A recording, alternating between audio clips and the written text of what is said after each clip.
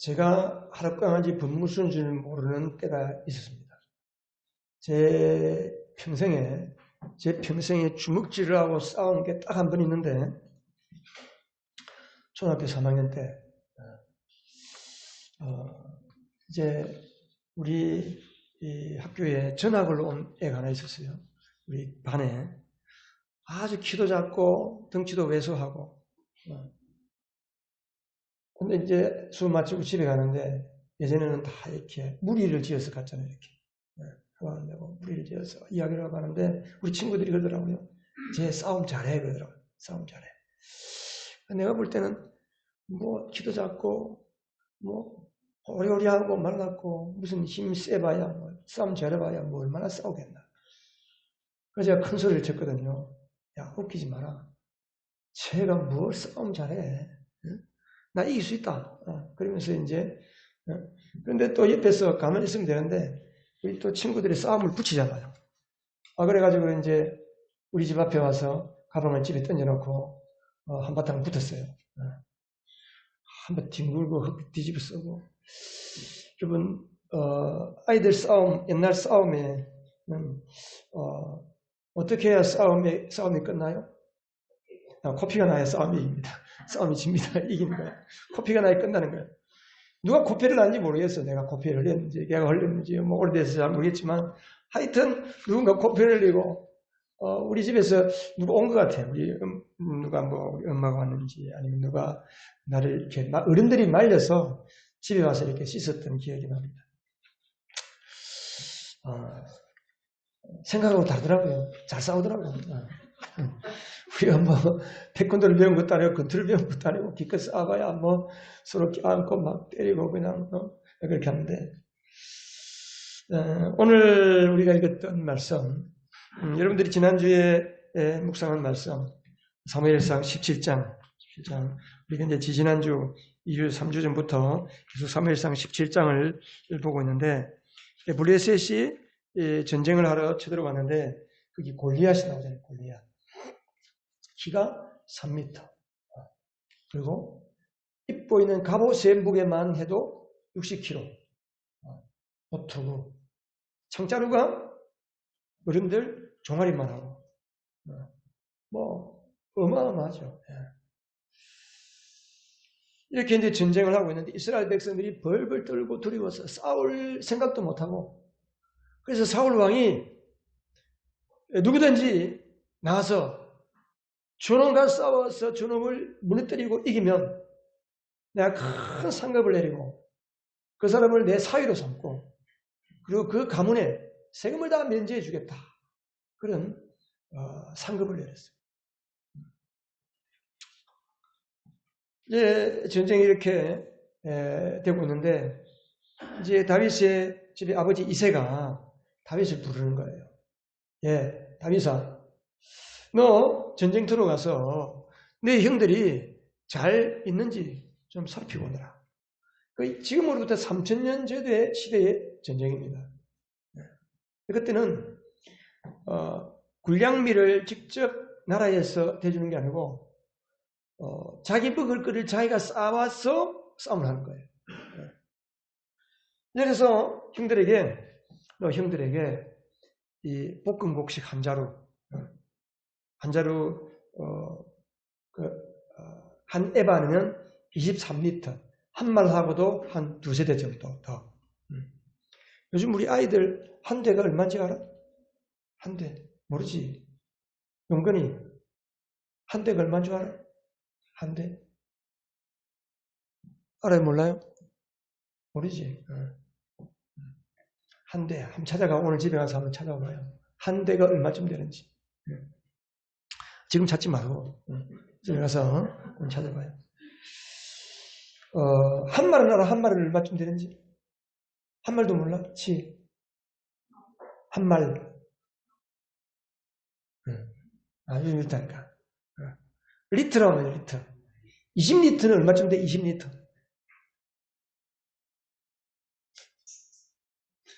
20리터면 큰 생수병. 배달하는 큰 생수병. 그게 보통 18리터예요. 한 마리, 한 말. 그러니까 이제 한 자루에 큰 부대자루 한 자루, 짊어지고 또 빵 10덩이 그리고 치즈 10덩이를 이제 다윗에게 주면서 갔다 오더라. 근데 갔다 올 때 형들이 잘 있다고 하는 증표를 가지고 오너라. 이제는 평소에 다윗이 믿음지를 못했습니다. 왜냐하면 다윗이 늘 사고치는 아이예요. 사고치는 아이. 우리는 다윗 그러면 참 훌륭하고 대단한 인물로 생각하는데 다음 주에 보겠지만 다윗은 양을 치다가도 양 새끼를 사자가 물어서 가면 쫓아가서 사자하고 싸워서 뺏어오는 사람. 곰이 사자 새끼를 물고 가면 곰하고 싸워서 뺏어오는 아이였어요. 15살 난 소년이. 정상이 아니잖아요. 그죠? 그러니까 집에 맨날 그냥 사자하고 싸웠다 그러면서 피투성이 같은 거 그렇게 갖고 들어오고, 머리가 다 헝클어지고. 그러니까 그냥 형제나 아버지가 골칫거리예요, 골칫거리. 요즘 말로 말하면. 사고뭉치예요, 사고뭉치. 양을 데리고 가라는 곳으로는 안 가고, 제 딴에 풀이 많을 거라고 생각하고, 저 산꼭대기에 풀이 많으니까, 골짜기는 맹수들이 많은데, 그 골짜기로 양들을 데리고 가서 저 산꼭대기에 가서 양들을 위해 풀을 먹이고, 그래서 늘 부모의 마음을 조이게 만들고, 형제들에게 고집투성이, 고집쟁이, 말 안 듣는 놈, 아주 그냥 낙인이 찍혀버렸어요. 그래서 17장 28절에 보면, 형들에게 가니까, 그 형이 맏형 엘리압이 다윗에게 뭐라고 그랬어요? 네가 어찌자고 여기까지 내려왔느냐? 들판에 있는 몇 마리도 안 되는 양들을 누구에게 맡기고 이렇게 왔느냐? 이 금방지고 고집센 녀석아. 자기 동생이 그렇게 이야기했어요.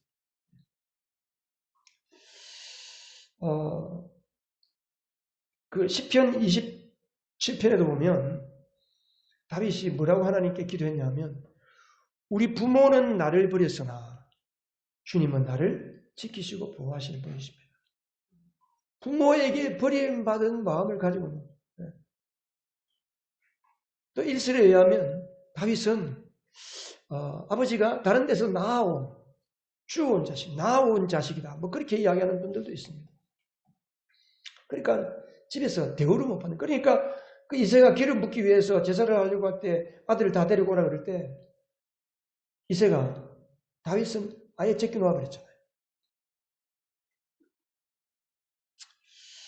그렇지만 다윗은 자신을 그렇게 생각하지 않았습니다. 시편 23편에 여호와는 나의 목자시다. 자기가 양을 치는 목자인데 하나님이 자기를 양으로 생각하시고 나의 목자라는 거예요. 늘 나를 위험한 사자와 곰의 어둠의 권세로부터 나를 지키시는 나의 아버지, 나의 목자. 우리 부모는 나를 버렸지만 나는 하나님이 나를 지키신다. 다윗은 자기 자신을 바라볼 때에 하나님의 눈으로 바라봤어요. 하나님의 눈.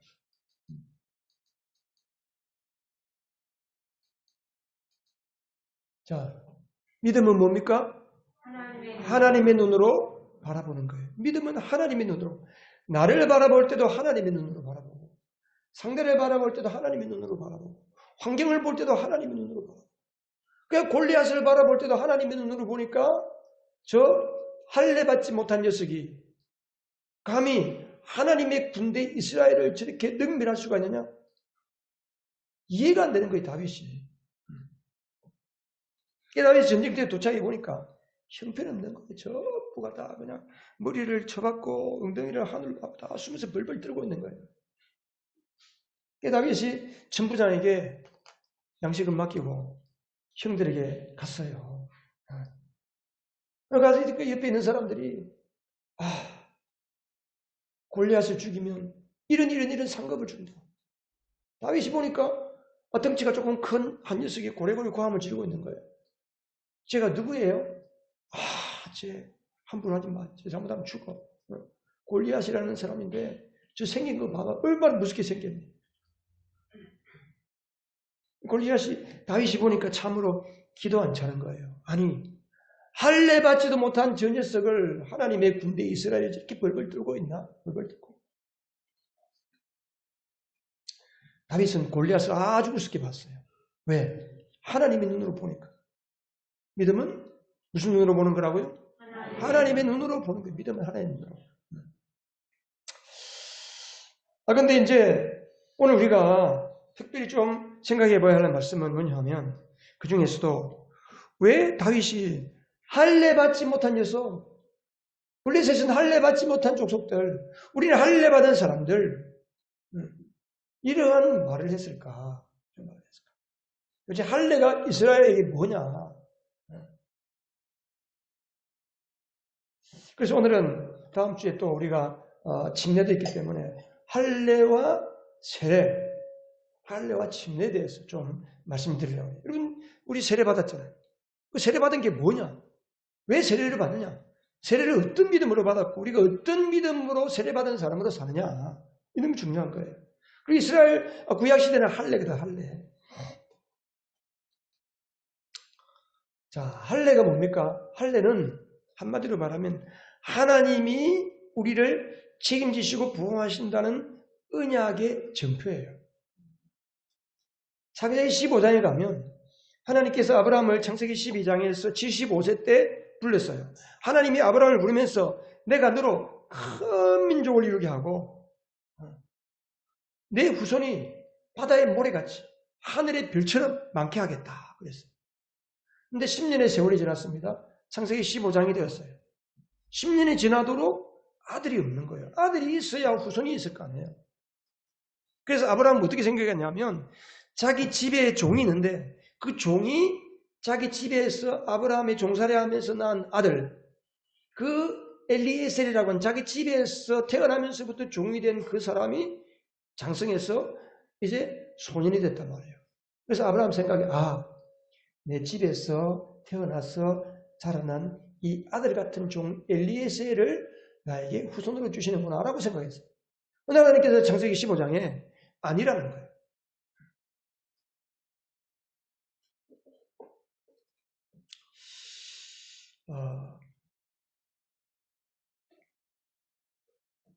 그러면서 하나님께서 내가 네 몸에서 날짜가 너의 후손이 된다. 그러면서 아브라함을 데리고 바깥으로 나갔어요. 하늘에 저 별이 보이냐? 네, 별이 하늘에 별이 총총들이 있습니다. 내 자손이 저렇게 많아질 거야. 내가 그렇게 너로 큰 민족을 이루게 할 거야. 그럴 때 아브라함이 어떻게 했어요? 하나님을 믿었다 그랬어요. 창세기 15장. 하나님을 믿으니 아브라함이 하나님을 믿으니 하나님이 아브라함을 의롭다 하셨어요. 의로운 사람이라고 보아주셨어요.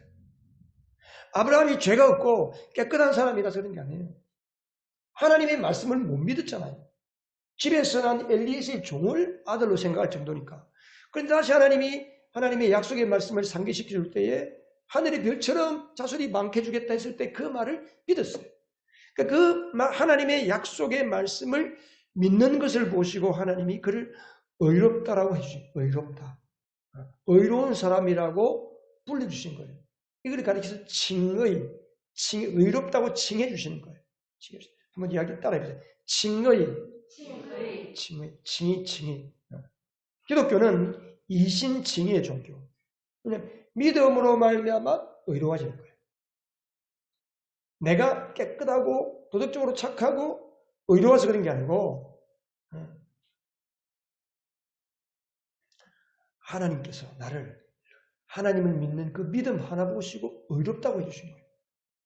그래서 우리가 의롭게 되고 구원받는 거예요.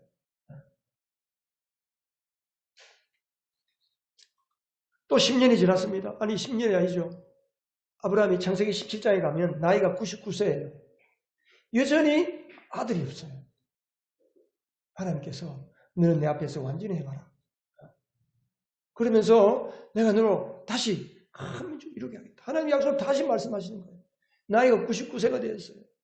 자기 아내 사례는 도무지 이제는 아이를 낳을 수 없는 상태. 생리적으로 아이를 낳을 수 없는 상태예요. 그런데 하나님께서 아들을 주시겠다는 거예요. 그러면서 그 증표로 내가 너로 큰 민족을 이루게 하겠다는 증표로 할례를 하라. 할례는 뭐예요? 할례는 지금도 이스라엘 유대인들은 아이가 태어나면, 남자아이가 사내아이가 태어나면 8일 만에 아이의 생식기에 그 포피를 잘라요. 우리 아이들 복용수술하는 것처럼 그렇게 자른단 말이에요. 그래서 아브라함이 하나님 말씀대로 자기 자신과 자기 집에서 있는 모든 종들에게 다 할례를 행하게 됩니다. 이게 뭐냐? 할례는 내 몸에 하나님의 언약의 징표를 주신 거예요. 언약의 징표. 근데 이게 이제 시간이 지나가면서 이스라엘 백성들은 그냥 우리는 할례를 마땅히 해야 하는 백성들이다. 전통으로. 우리 민족의 습관이고 전통이다. 이스라엘은 할례를 받아야 된다. 그 정도지. 왜 할례를 받았고 우리는 할례 받은 민족은 어떤 민족이다. 하나님이 나를 어떻게 생각하시는지 이 믿음이 없는 거예요. 그게 이스라엘 백성들이 골리앗 앞에서 벌벌 떠는 거예요. 근데 다윗은 어떤 믿음이 있어요? 나는 하나님이 나를 지키신다. 나의 목자다. 나의 구원자다. 나를 책임지시는 하나님이시다. 이 믿음. 그러니까 골리앗을 보면서 저 할례 받지 못한 녀석이 감히 하나님의 군대를 저렇게 능멸할 수가 있느냐라고 이야기하는 거예요.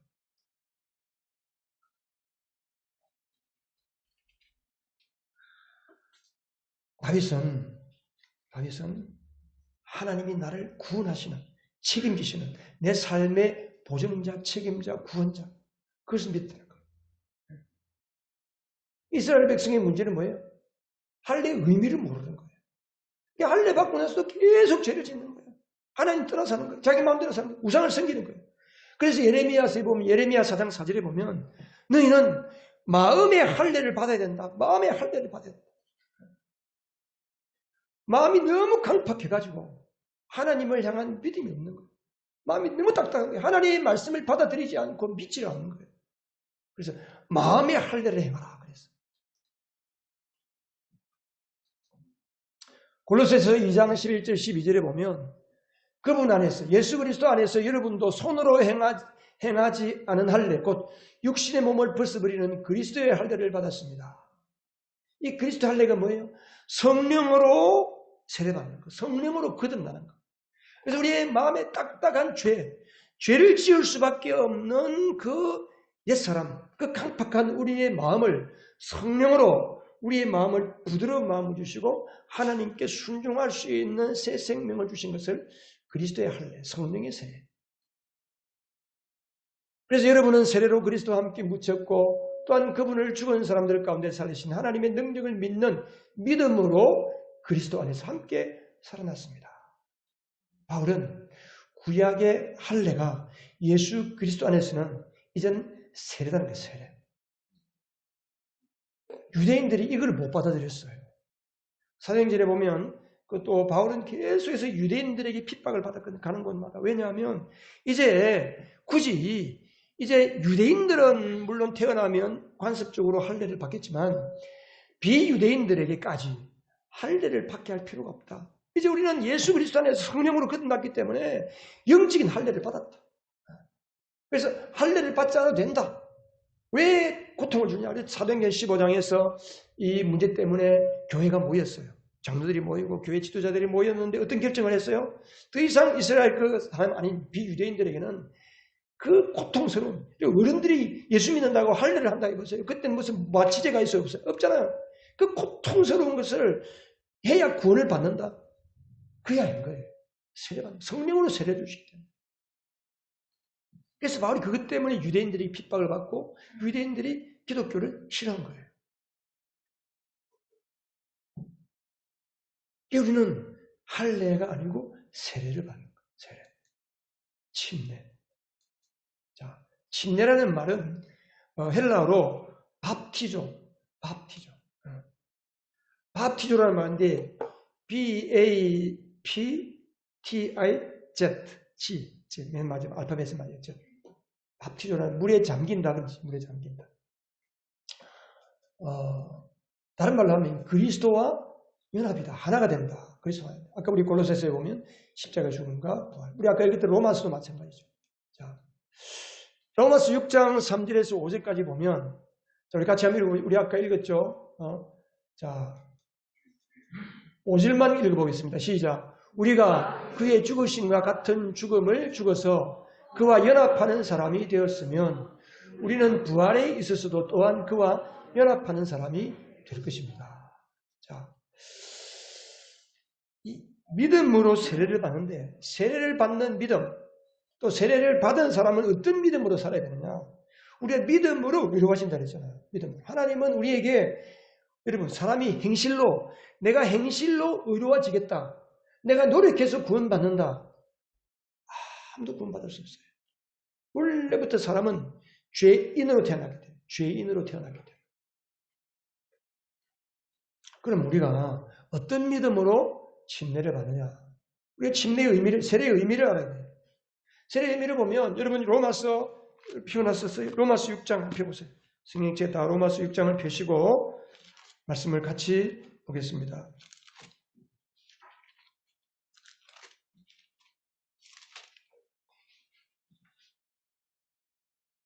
세례를 받아 그리스도 예수와 하나가 된 우리는 모두 세례를 받을 때 그와 함께 죽었다는 것을 여러분은 알지 못합니까? 로마서 6장 3절. 그럼 우리는 세례를 통하여 그의 죽으심과 연합함으로써 함께 묻혔던 것입니다. 세례의 첫 번째 의미는 뭐냐면 예수님이 십자가에 죽으실 때에 예수님이 십자가에 죽으신 것을 믿는 그 믿음. 예수님이 왜 십자가에 들어가셨어요? 예수님이 왜 십자가에 죽으셨어요? 예. 지나간 인류, 예수님 당시의 인류, 앞으로 오는 모든 인류, 이 세상의 아담의 후손들, 아담의 후손은 아담의 죄로 인해서 모든 사람이 죄인이 됐어요. 한 사람의 범죄로 인해서 모든 사람이 죄인이 됐잖아요. 그런데 예수 그리스도 한 사람으로 인해서 이제 모든 그 죄인된 사람들이 예수님을 대표로 하나님께서 죽이신 거예요. 예수님이 죽을 때에 그 모든 사람이 예수님의 십자가에 함께 못 박혀 죽으신 거예요. 아멘? 우리가 그것을 믿는 겁니다. 지금 예수를 안 믿는 사람들까지도 하나님은 그 죄까지 다 뭉뚱그려서 그 죄를 따라 살 수밖에 없는 그 옛사람을 예수님이 십자가에 못 박혀 죽으시고 장사될 때 다 십자가에서 죽고 장사 지내신 거예요. 이게 하나님이 하신 일, 십자가에서 하신 일. 우리가 그것을 믿고 예수님의 십자가는 바로 나를 위한 죽으심. 나도 주님과 함께 십자가에 죽었습니다. 감사합니다. 내 죄가 용서되었습니다. 예수님의 피로 내 죄를 용서해 주셨네요. 그 예수님의 피가 예수님이 한 번 십자가에 죽으실 때 그 피는 영원한 효력을 가지는 예수님의 죄로 내가 예수님 십자가 죽으신 것을 믿을 때 내가 죄 용서 받았는데 그 죄 용서는 영원한 효력을 지닌다. 영원한 효력. 그래서 예수님의 죽음이 곧 나의 죽음입니다. 라고 믿는 거예요. 이게 그리스도와의 십자가의 연합. 죽으심, 예수님의 죽으심이 나의 죽으심. 한번 따라 하십시오. 그리스도와의 연합. 그리스도의 죽으심과 연합한 나. 예수를 믿는다는 것은 예수님의 죽으심과 연합하여서 하나가 되는 거예요. 하나가 되는 거예요. 나를 위한 것이구나. 주님 감사합니다. 내가 죄지어서 영원히 죽을 수밖에 없는 나를 주님께서 2000년 전에 십자가에 죄를 지을 수밖에 없고 죄를 따라 살 수밖에 없는 죄의 습관을 따라 사는 이 나의 죄인된 나를 예수님이 하나님께서 십자가에 예수님과 함께 못을 땅땅땅 박으시고 창에 찔리고 그리고 끌어내려서 무덤에 장사 지내셨습니다. 감사합니다. 죄를 따라 사는 나는 이제 예수님과 함께 죽었습니다. 감사합니다. 죄에 대해서는 죽은 죄. 그러니까 죄에 대해서 내가 죽은 것을 믿는 사람은 죄에 대해서 반응이 안 돼요. 시신을 건드리면 반응합니까? 반응 안 하지. 죄가 유혹하고 죄가 우리를 미혹하고 죄를 짓고 싶은 생각을 막 집어넣을지라도 나는 죄에 대해서 죽은 사람이구나 라는 것을 믿을 때 그 믿음이 우리 안에 발동할 때 우리는 죄를 짓지 않는 사람이 되는 거예요. 하나님이 우리를 그렇게 만들어주신 거예요. 그것이 십자가의 복음이에요. 십자가의 복음. 근데 우리는 뭐라고 그래요? 아이고 우리 약해서 또 죄를 지었네. 복음을 안 믿는 거예요. 물론 우리가 예수를 믿어도 또 죄를 지을 수 있죠. 그럼 우리가 어떻게 해야 돼요? 예수님이 나를 위하여 십자가에 죽으신 영원한 용서를 믿기 때문에 주님, 내가 또 실수했습니다. 내가 또 연약했습니다. 내가 또 쓰러졌습니다. 용서해 주세요. 그러면 하나님의 용서가 또 내게 확 물밀듯이 들어오는 거예요. 주님 감사합니다. 나는 이렇게 연약합니다. 그러나 주님의 은혜로 다시 일어서게 되었습니다. 감사합니다. 그리고 그리스도와의 연합, 두 번째 연합, 어떤 연합? 부활과 연합, 부활과. 6장 5절에 뭐라고 했어요? 우리가 같이 한번 읽어볼까요? 시작. 우리가 그의 죽으심과 같은 죽음을 죽어서 그와 연합하는 사람이 되었으면 우리는 부활에 있어서도 또한 그와 연합하는 사람이 될 것입니다. 될 것입니다. 그리스도의 부활에 연합한 바. 예수님의 부활하신 몸은 어떤 몸이에요? 더 이상 죽음이 없는 몸이에요. 죽음이 없는 몸.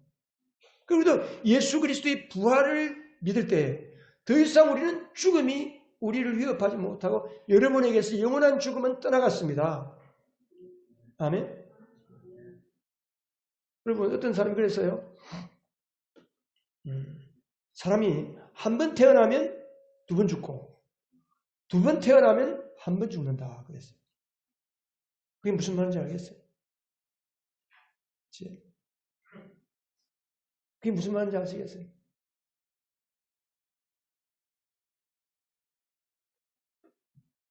뭐예요? 한 번 태어난 거는 육신의 출생. 우리 부모로부터 내가 육신적으로 출생한 거 한 번 태어난 사람은 육신의 죽음 한 번 죽고, 그 다음 두 번째 죽음, 영원한 죽음, 지옥 불못에 들어가서 내 영혼이 죽지 않고 영원히 불 가운데서 고통하며 사는 영적인 죽음, 영혼의 죽음, 영원한 죽음을 두 번 죽는 거예요, 두 번 죽음. 근데 두 번 태어난 사람, 육신적으로 출생하고 내가 예수 그리스도로 말미암아 복음으로 두 번째 성령으로 다시 태어나. 그러니까 우리가 거듭났다 이 말은 born again, 두 번 태어났다 그 말이에요. 두 번 태어났다. 두 번 태어난 사람은 한 번만 죽는 거예요. 어떤 죽음? 육신으로만 죽는 거예요. 육신이 죽고 나면 우리는 어떻게 돼요? 우리의 영혼은 주님이 내 손 꼭 붙잡고 천국으로 갔어. 영원히 죽음이 없는 천국에서 주님과 함께 사는 거예요. 이게 부활. 이게 부활한 사람이 믿어요. 부활. 예수님의 부활은 그런 부활이에요. 이게 침례받는 의미입니다. 침례받는 의미. 그래서 침례를 받을 때 여러분들이 뭐 침례를 받으신 분도 있고 세례 받으신 분도 계시겠지만 침례를 받을 때 이렇게 합니다.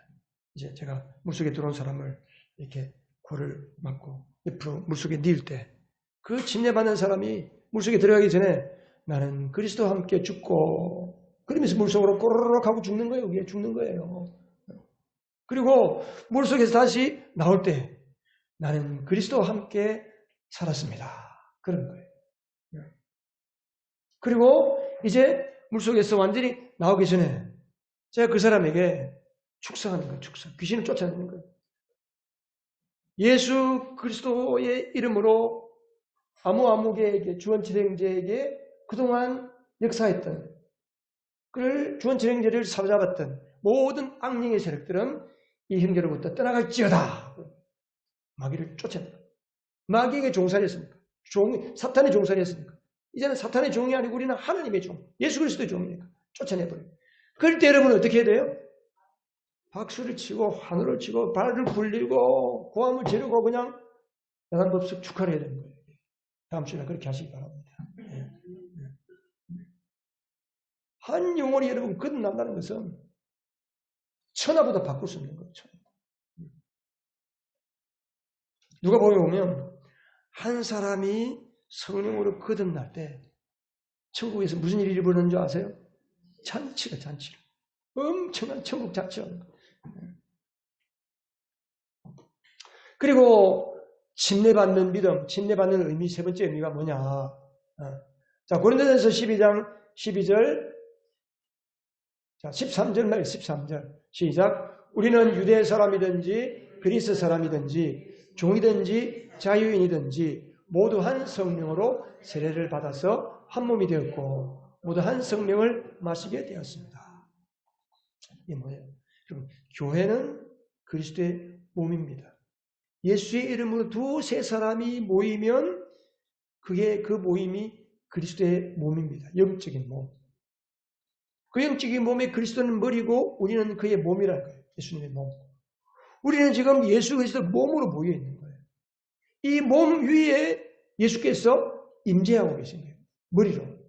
오늘 제가 목회자 코너를 안 읽었지만 오늘 목회자 코너 너무 중요한 거예요. 꼭 읽어보시기 바랍니다. 주님이 이곳에 계시면서 그냥 가만히 계시겠어요? 아니에요. 우리에게 말씀하시고 생각도 주시고 깨닫게 해주시고 찬양을 부를 때 막 찬양의 가사를 통해 막 다른 그 은혜가 깨달아지고 지희가 기도하는데 그 기도의 내용과 연관해서 막 다른 깨달음이 오고 감동이 오고 목사의 설교를 듣는데 막 다른 은혜가 생각이 되고 깨달음이 감동이 오고 하나님이 나에게 말씀하시고 개인적으로도 말씀해 주시고 그게 그냥 여러분이 생각이 나서 그런 게 아니에요. 성령으로 거듭난 사람은 성령께서 그리스도의 임재, 그리스도께서 우리 안에 계시기 때문에 그렇게 임재하시는 거예요. 우리 가운데 일하시는 거예요. 일하시는 거예요. 그래서 그 세례는 뭐냐 하면 한 사람이 구원받아가지고 그리스도의 몸의 한 지체가 되는 순간이에요. 지체가 되는 순간.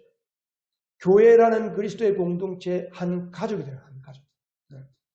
세 번째. 그리스도의 몸의 지체가 되고 하나님의 가족인 교회 한 식구가 되는 거예요. 이게 바로 침례받는 거예요. 침례.